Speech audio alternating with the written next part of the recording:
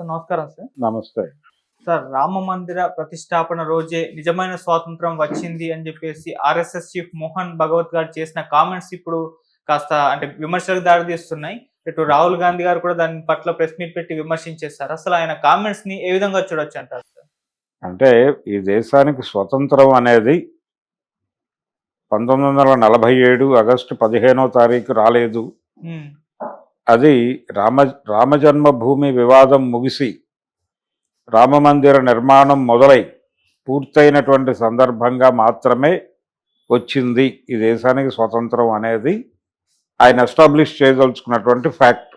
ఆయన కోణంలో, ఎవరు మోహన్ భగవత్ కోణంలో దాన్ని నమ్మేవాళ్ళు నమ్ముతున్నారు ఇప్పటికంటే. కాంగ్రెస్ పార్టీ అనేది ఎక్స్టెన్షన్ ఆఫ్ బ్రిటిష్ రూల్ అన్న పద్ధతిలో ఒక నేరేషన్ ఇచ్చేసి ఉన్నారు వీళ్ళు ఆల్రెడీ. ఆ నేరేటివ్ని నమ్మిన వాళ్ళకి ఆ వ్యాఖ్యలు చాలా దమ్ముతో చెప్పిన మాటలుగానే కనిపిస్తాయి. కానీ మోహన్ భగవత్ చేసినటువంటి వ్యాఖ్యలు అది హిందుత్వ ఈ దేశంలో ఒక విజయం సాధించింది అనేటువంటి ఒక సెలబ్రేటివ్ టోన్లో చెప్తున్నాడు ఆయన. రామ మందిర నిర్మాణం జరపగలిగావంటే మమ్మల్ని గెలవటం అనేది అంత ఈజీ కాదు. మేము ఇది అసాధ్యము అని ప్రపంచం అంతా అనుకున్నది సాధ్యం చేశాం. అదే సాధ్యమైనప్పుడు రిపీటెడ్గా ఎన్నికల్లో గెలవటం మాకు సాధ్యం కాదా? ఇంకొకసారి మిమ్మల్ని అధికారంలోకి రాణిస్తామా అని ఒక రకంగా సవాల్ విసిరినట్టుగా చూడాలి. ఇది ఆయన ఏదో వేగ్గా అనలేదు ఆ మాట. ఇది మేము సక్సెస్ఫుల్గా ఈ ప్రాజెక్ట్ కంప్లీట్ చేశాం. సో ఇంకా చాలా ప్రాజెక్ట్స్ ఉన్నాయి వాళ్ళ దగ్గర. ఇప్పుడు మధుర ఆలయం గొడవ ఉంది. మధుర కృష్ణ జన్మభూమి వివాదం అంటే కృష్ణుడు చెరసాలలో పుట్టాడని కదా మన నమ్మకం. ఆ చెరసాల పైన ఒక మసీదు ఉంటుంది. చెరసాలలోకి వెళ్ళొచ్చు. మధుర గనక ఎవరన్నా పర్యాటకులు వెళితే చూపిస్తారు. ఆ లోపలికి తీసుకెళ్ళి ఇదే శ్రీకృష్ణుడు జన్మించిన జైలు అనే చూపిస్తారు కొన్ని అక్కడ. అది చూసి దండం పెట్టుకుంటారు జనాలు. బయటకు వచ్చినప్పుడు అదిగో పైన మసీదు ఉందని చెప్తారు. అందుకని మనం ఇలా కింద నుంచి వెళ్లాల్సి వచ్చింది అని చెప్తారు. అది పగలగొట్టేసి అక్కడ ఒక గుడి కట్టాలనేది ఒక ప్రోగ్రాం నినాదం చాలా కాలంగా ఇస్తున్నారు. ఇలాంటివి చాలా ఉన్నాయి. ఆ మధ్య మన ఇతను తెలంగాణకు చెందినటువంటి భారతీయ జనతా పార్టీ నాయకుడు సంజయ్ ఒక అద్భుతమైన మాట అన్నాడు. మొత్తం తవ్వేద్దాం, అన్నీ ఎక్కడ మసీదులు ఉంటే అక్కడల్లా తవ్వకాలు జరిపేద్దాం, శవాలు వస్తే మీకే ఇచ్చేస్తాం, శివాలు వస్తే మాత్రం మేము గుళ్ళు కట్టేసుకుంటాం అన్నాడు. దాదాపుగా అదే లెవెల్ స్టేట్మెంట్ ఇది కూడా. అంటే మేము ఒక అద్భుతమైన విజయం సాధించటం మాత్రమే కాదు, అసాధ్యం అన్నది సుసాధ్యం చేసినటువంటి ఒక దీనిలో ఉన్నాం, మేము ఒక ఫ్లోలో ఉన్నాం. కాబట్టి ఇప్పుడు మమ్మల్ని కంట్రోల్ చేయటం అనేది మీ వల్ల కాదు. మేము అన్కంట్రోలబుల్ సిచ్యువేషన్లోకి వచ్చేసాం. ఇంకా ఎట్టి పరిస్థితుల్లోనూ ఈ దేశంలో ఇంకొక జెండా ఎగరనివ్వం. పర్టికులర్గా సెక్యులరిజం మీద వాళ్ళ అటాక్ ఉంది. సెక్యులరిజం అనేటువంటిది నమ్ముతున్న వాళ్ళకి ఒక ప్రత్యామ్నాయంగా కాంగ్రెస్ పార్టీ కనిపించి ఈ నినాదాన్ని గనక చూసి వాళ్ళందరూ రియాక్ట్ అయి తనకు అనుకూలంగా ఓటేస్తే గెలిచేస్తాను అని ఆయన అనుకుంటున్నాడు. ఎవరు? రాహుల్ గాంధీ. అందుకని ఆయన సీరియస్గానే ఖండించాడు మోహన్ భగవత్ వ్యాఖ్యల్ని. కానీ ఇది కాంగ్రెస్ పార్టీకి ఆర్ఎస్ఎస్కి జరుగుతున్న యుద్ధం కాదు, ఈ దేశ ప్రజల ఇంటిగ్రిటీకి జరుగుతున్నటువంటి ఒక రకమైన యుద్ధం. ఎందుకంటున్నాను ఈ మాట అంటే, వాళ్ళు మేం గెలిచేసాం ఈ దేశ ప్రజల మనసుల్ని అన్న టోన్లో మాట్లాడాడు ఆయన మోహన్ భగవత్. ఈ దేశంలో మత మౌఢ్యాన్ని నింపాం మెజారిటీ ప్రజల్లో. మెజారిటీ మతంలో, మెజారిటీ ప్రజల్లో ఈ అభిప్రాయాలు ఉండాలని లేవు ఇంతకాలం లేవు. అందులో చాలా వరకు ఉదారవాదులు ఉండేవాళ్ళు. తమ మతంలో ఏముందో తెలుసుకోవాలనే తపన తాపత్రయం ఉండేది తప్ప పక్క మతాలను క్రిటిసైజ్ చేయాలని అనుకోలేదు ఎవరు.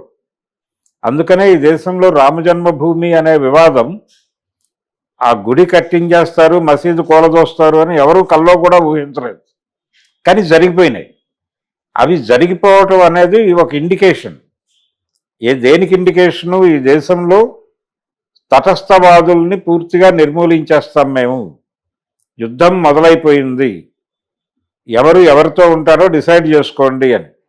తటస్థవాదులు అంటే ఎవరు? ఇప్పుడు పక్క మతాలతో యుద్ధం చేయాలని అనుకోవటం లేదు బీజేపీ కూడా. భారతీయ జనతా పార్టీ లేకపోతే ఆర్ఎస్ఎస్, సంఘ్ పరివారు వీళ్ళు ఇప్పుడు ఈ దేశం నుంచి ముస్లింలను గెంటేయటము మరొకటో వాళ్ళ ప్రోగ్రాం కాదు.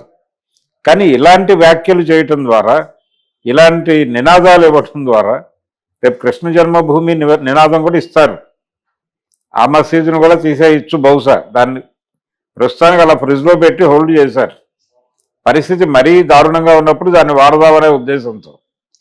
సో వీళ్ళు ఇప్పుడు ఈ దేశంలో ఉన్న మైనారిటీ మతాలని టెర్రరైజ్ చేయడానికి ఈ స్టేట్మెంట్ ఇచ్చాడు ఆయన, భయపెట్టడానికి, కంట్రోల్లోకి తీసుకోవడానికి.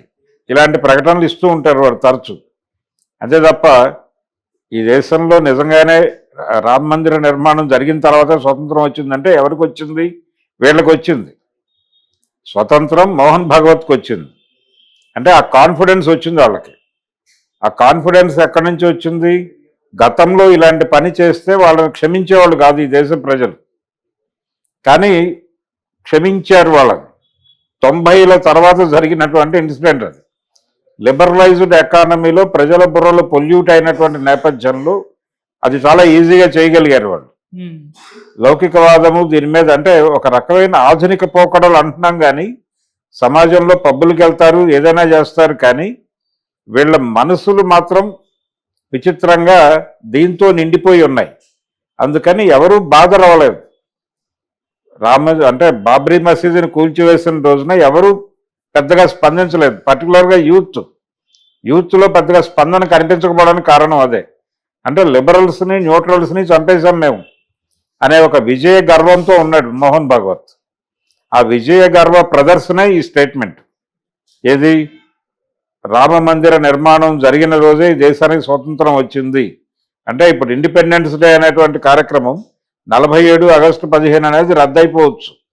ఇది దేనికి ఇండికేషను? కాన్స్టిట్యూషనల్ చేంజెస్ కూడా చాలా చేయబోతున్నాం అని వాళ్ళు మాట్లాడుతున్నారు. ఆ మాటలను నర్మగర్భంగా చెప్పాడు మోహన్ భగవత్. ఏం జరగబోతోంది ఈ దేశంలో అంటే కాన్స్టిట్యూషనల్ అమెండ్మెంట్స్ జరగబోతున్నాయి, తొలగించవచ్చు, పూర్తిగా రాజ్యాంగాన్ని తీసి పక్కన పడేయచ్చు. దాంతోపాటు ఇంకా అనేకమైనటువంటి ఆల్రెడీ న్యాయస్థానాల్లోకి వాళ్ళు జొరబడిపోయారు. ఇండియన్ పీనల్ కోడ్ని మార్చేశారు. మార్చారు. ఇలా రకరకాలుగా చట్టాలని మార్కెట్ ఎకానమీకి అనుకూలమైన చట్టాలు తీసుకొచ్చే ప్రయత్నాలు చేస్తున్నారు. ఇన్ని చేస్తూ ఒక రకమైన విజయ గర్వంతో ఉన్నారు వాళ్ళు. మేము దీన్ని అన్ని రకాలుగాను మేము కంట్రోల్లో తీసేసుకున్నాం అని. ఇది భయపెడుతోంది కాంగ్రెస్ పార్టీని. ఈ దూకుడుతనం భయపెడుతోంది. అందుకని రాహుల్ గాంధీ ఎక్కువ ఆవేశపడ్డాడు దీని మీద. కాంగ్రెస్ పార్టీ చేసింది కూడా తక్కువేం కాదు. వీళ్ళు ఈ రేంజ్లో రెచ్చిపోవడానికి ఒక పునాది వేసినటువంటి సందర్భం వాళ్ళకే ఉంది.